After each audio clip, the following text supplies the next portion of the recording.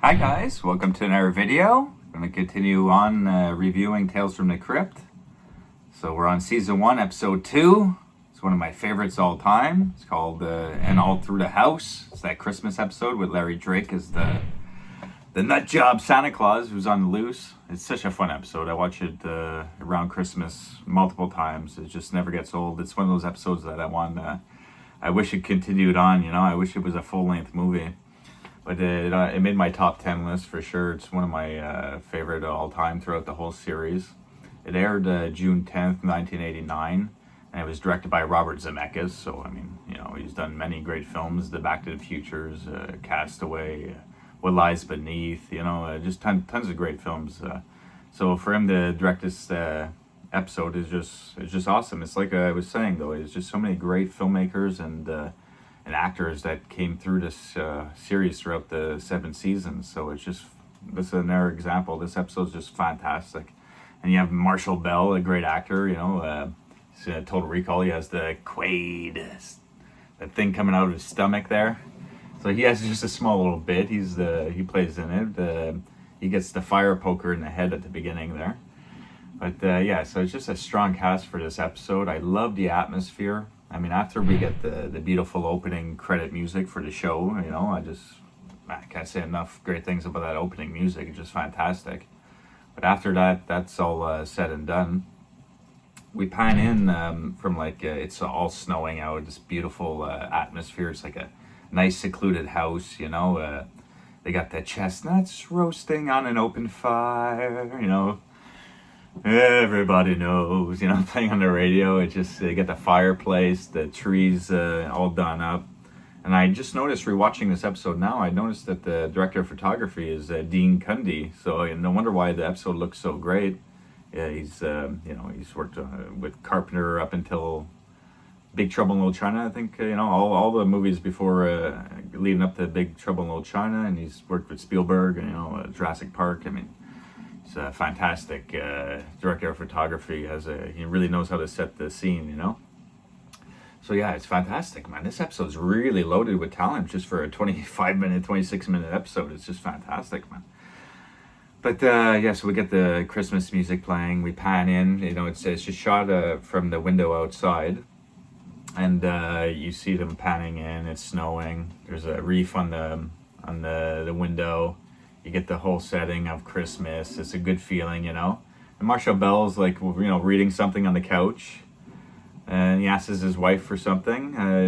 You see the fire poker, and sure enough, we find out that she was planning on killing her husband because Marshall Bell gets the poker right in the head.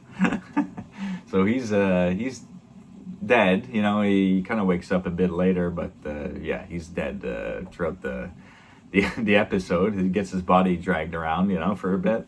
But while she hits him, the daughter comes down the stairs. So Marshall Bell is just he's still sitting up on the couch, and she's like, "Oh, honey, go back to bed," and all that stuff. So so he's dead on the couch, and then she's his wife is Elizabeth. It's Mary Ellen Trainor, the actress who plays her. She does a good job throughout the show. She calls her lover. Oh, it's been done, So we find out, okay, she was cheating and whatnot. So they plan on killing her husband, and she went through with the plan. So it's all done. But while she's dragging out her husband, she puts a bag on her husband's head. She drags him all the way outside in the snow. But while she's doing that, we hear on the radio that there's an escaped, lunatic, who's dressed like Santa Claus, which is played by Larry Drake. He's so brilliant. I love him from in Dr. Giggles, one of my favorite 90s horror films anyways. Got it right back here. Yeah, Larry Drake is just a fantastic actor. He's passed away. Awesome actor, man. He does a great job in this little episode. He looks perfect as a demonic Santa Claus. But on the radio, we find out that he escaped around her area while she's dragging him out into the snow. And then while she's out there, she hears a jingle, like a noise, So it's him walking, It's a creepy little great scene. And he's got some good little eerie music at some scenes in this episode. It's really, it's pretty well done. But while she's outside, she hears a noise, and she bumps into him, and he kind of like chases her back into the house and everything. She's able to fight him off, but she's in the house, and he breaks through the window. It's a pretty effective scene. It's almost like Friday the 13th Part 4 when Jason breaks through the window and grabs Corey Feldman. So it's a pretty effective little jump scare. And but she's able to hit him in the head with the axe, so he's like knocked out cold for a little bit in the snow. And but the girl, like her daughter, is kind of like, she's supposed to be sleeping, but she's kind of waking up a few times because of the noise, and she thinks Santa Claus is coming, so she's got all anxious and stuff. But the cops call her though, and like warn her that there's been an escaped mental patient out around her area. So she's like, "What? Is there someone here? Okay, And she's like looking out the window, and he's still knocked out in the snow and stuff. But the cops are like, "Okay, we're gonna send some deputies, to your house just to check all the area, everyone's house, But she's like, "Oh God, my husband, I just killed him. So we've got cops coming here now." So but then she's like, okay, she hangs up, but she's like, "Okay, well, I'll make it look like the Santa Claus guys killed my husband." So she makes sure the Santa Claus is still knocked out. She goes outside and she axes Marshall Bell in the head. The first time she misses, it goes like whoop, right, just misses his head. The next time she gets him, so he's completely dead now. Because when she dragged him out before, he kind of wakes up for a little bit there. But now he's completely dead. He's got the axe in the head. He's outside in the snow. So she goes back inside, and she like calls the cops. Oh my God, he's here! Come quick, because she wants to make it look like, he did the murder, for her. So she should be, she wouldn't have to worry about any problems, with the cops and the murder of her husband. And again, there's some good eerie music around when the Santa Claus is attacking her in the house and stuff. I always liked it. But so when she's on the phone with the cops, she realizes the Santa Claus guy is not there anymore. Larry Drake, he's not there. So they're like, "Do you have a gun in your house?" The cops. So she runs up to the closet to get her gun. But that, I don't know, it's a weird scene where the door kind of like locks and the handle falls off, so she's locked in the closet. It's a bit weird, but and at the same time he puts the ladder right where she's locked in, and there's a window, so she sees him crawling, going up the ladder, and her daughter's room is just a bit higher, so she's freaking out. No, she's banging on the door, and you get the shot, of the gun.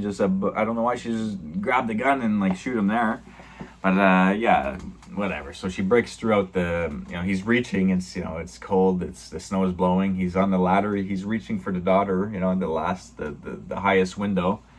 Their hands are like this close, and it cuts to the mom breaking through the closet door, and she's running, to her daughter's room right away, and she's not there.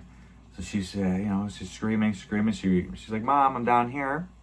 She's like, "Oh God, you're okay. She sees her at the bottom of the stairs, but then she pulls out the Santa Claus. They're holding hands, She's like, "Oh my God," she's about to fucking drop dead right there, She's like, "I let him in, And the front door swings open. You got the snow blowing in. Fantastic look, fantastic atmosphere. I just really love, just love the feeling of this episode, especially around when Christmas and when there's a snow blizzard, big snow blizzard outside. It's just such a fun episode to watch. And then the camera pans in on Larry Drake's face, and he's like, "Naughty or nice," and she like screamed. Like they really hold this scream, like she just keeps screaming and screaming for a good 12-15 seconds. It's crazy. Seems a bit too long, but so we cut there, just her screaming. So who knows what maybe the cops show up and save the day. I don't know. He's holding the girl's hand. I don't think it's going to hurt her there. I don't know, but it's just a fantastic, great episode. I mean, what a great episode for the second episode. It's just fantastic. And then the Crypt Keeper, we always end with the Crypt Keeper always telling a joke or whatnot. He's dressed like Santa Claus with his little bit at the beginning and the end. And he's like, boys and ghouls, you know, like those little sayings I still say today, you know. It's just so funny to hear them again. And yeah, so man, it was just great to rewatch this one, man. I haven't watched this, for a good 7-8 months. So I mean, it never gets old, this episode. And yeah, so hoping you enjoyed episode 2, season 1 review. Until the next episode, take care, guys. Bye. Going up.